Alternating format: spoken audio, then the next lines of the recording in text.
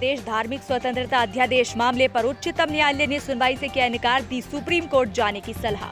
9 महीने के गतिरोध के बाद आज भारत चीन के बीच 10वें दौर की वार्ता।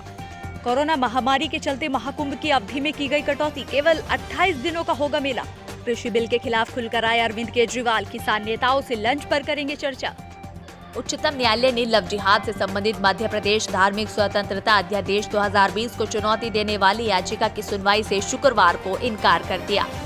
जी हां, मुख्य न्यायाधीश शरद अरविंद बोबड़े, न्यायमूर्ति एस बोपन्ना और न्यायमूर्ति वी रमा सुब्रमण्यम की खंडपीठ ने याचिकाकर्ता के वकील विशाल ठाकरे को मध्य प्रदेश और उच्च न्यायालय जाने की सलाह दी। न्यायमूर्ति बोबड़े ने कहा कि आप मध्य प्रदेश उच्च न्यायालय से संपर्क करिए, हम उच्च न्यायालय का विचार जानना चाहेंगे। याचिका में राज्य सरकार के अध्यादेश को चुनौती देते हुए इसे संविधान के अनुच्छेद 14, 19, 21 और 25 का उल्लंघन करार दिया गया है। आपको बता दें कि याचिका में कहा गया था कि विवादित अध्यादेश विवाह की आजादी, अपनी इच्छा के धर्म को अपनाने, उस पर अमल करने और उसके प्रचार प्रसार की आजादी का हनन करता है और इसने आम आदमी की निजी स्वायत्ता, कानून की नजर में समानता, व्यक्तिगत स्वतंत्रता और चयन एवं अभिव्यक्ति की आजादी पर कुठाराघात किया है। भारत और चीन की सेनाओं के वरिष्ठ कमांडर शनिवार को नए 10वें दौर की एक उच्च स्तरीय वार्ता करेंगे, जिसमें दोनों पक्षों की तरफ से पूर्वी लद्दाख में पैंगोंग झील के उत्तरी और दक्षिणी तट से सैनिकों और सैन्य सोजो सामान को पीछे हटाने का काम पूरा होने के बाद इस प्रक्रिया को आगे बढ़ाने पर चर्चा की जाएगी।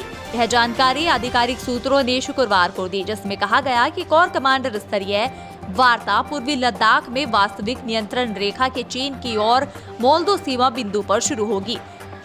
9 महीने के गतिरोध के बाद दोनों देशों की सेनाओं के बीच सहमति बनी कि दोनों पक्ष चरणबद्ध तरीके से समन्वित और सत्यापन योग्य तरीके से पैंगोंग झील के उत्तरी और दक्षिणी तटों से सैनिकों को पीछे हटाएंगे।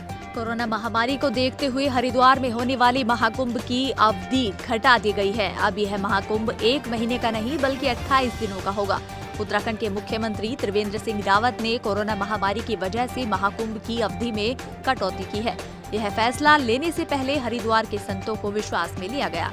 महाकुंभ में आने वाले श्रद्धालुओं को केंद्र और राज्य सरकार की ओर से जारी मानक संचालन प्रक्रिया का कड़ाई से पालन करना होगा। जी हां, सभी श्रद्धालुओं को तभी कुंभ में शामिल होने की अनुमति दी जाएगी जब वे कोरोना वायरस नेगेटिव होने की रिपोर्ट पेश कर देंगे। यह रिपोर्ट उनके हरिद्वार पहुंचने के 72 घंटे से पहले जारी न की गई हो। मुख्यमंत्री त्रिवेंद्र सिंह रावत ने कहा कि इस बारे में जल्द ही अधिसूचना जारी होगी। तीनों कृषि कानूनों को वापस लेने की मांग को लेकर पंजाब और हरियाणा के किसानों का सिंधु बॉर्डर पर चल रहा धरना प्रदर्शन शनिवार को 87वें दिन में प्रवेश कर गया। इस बीच दिल्ली में सत्तासीन आम आदमी पार्टी सरकार के मुखिया अरविंद केजरीवाल ने बड़ा ऐलान किया है। मुख्यमंत्री अरविंद केजरीवाल रविवार को किसान नेताओं से लंच पर चर्चा करेंगे। यह चर्चा तीनों कृषि बिलों से संबंधित खामियों पर होगी। जानकारी के अनुसार किसान संगठनों के बड़े नेताओं को दिल्ली विधानसभा में लंच देंगे।